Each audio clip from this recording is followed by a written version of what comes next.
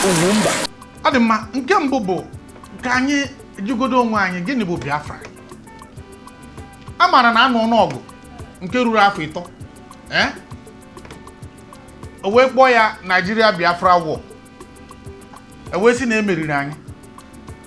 Ọ bụrụ na Dave erotagha na enweghị ezinụlọ dị n'ala Igbo tata na-enweghị apa ma ọ bụ onye ha ka bụ n'ihe gbasara Biafra, mara na ọ dị mkpa ka anyị rotara ya.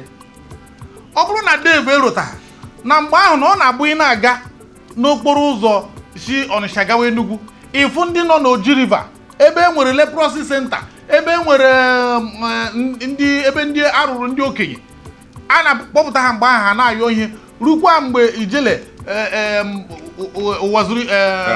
Rafu wazuru ike bịara kpọrọ ha rụọ ọrụ ha ụlọ. Ụfọdụ ka nọkwa ebe ahụ ruo tata.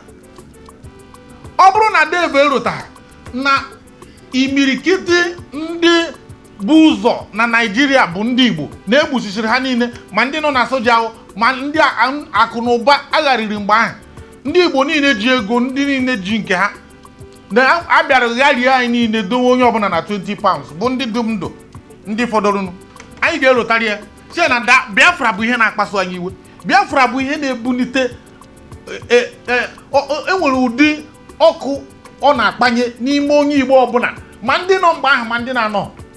Amụbeghị mgbe ahụ, mana ozugbo a na-anụsị ọgụ n'izu a, izu na-abịa amụọ m ka m na-agaghị ọgụ, afọ m isi ndị egburu egbu, agụgo m akwụkwọ dị iche iche, nọrọ mụ na ọtụtụ ndị mmadụ so nụọ ọgụ Biafra, kọpụrụ nwafọ ha na ọtụtụ ndị mmadụ, agụgo m akwụkwọ Alexander Madebo, wee fụ na Biafra abụghị ihe ị ga-anọkọta ijiri ọnụ gepụta were eme ihe ndọrọ ndọrọ ọchịchị, kpatara iji kwụsị na ihe nwata ji egwu egwu bụ n'obi nne ka ọ dịghị na agada nne.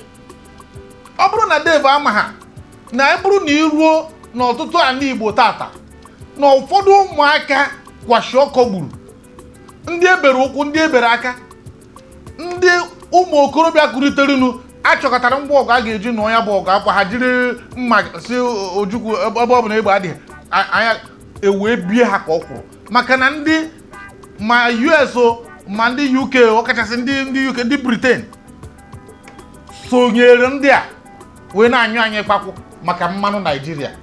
Ekwesịrị irotere ya na Biafra abụghị ihe ahụ oche na Biafra, maka na ọ bụrụ na okenye eme ihe ụfọdụ asị ya na ọ okenye arụrụ ana ka ịbụ na ọ bụghị na ịma ihe.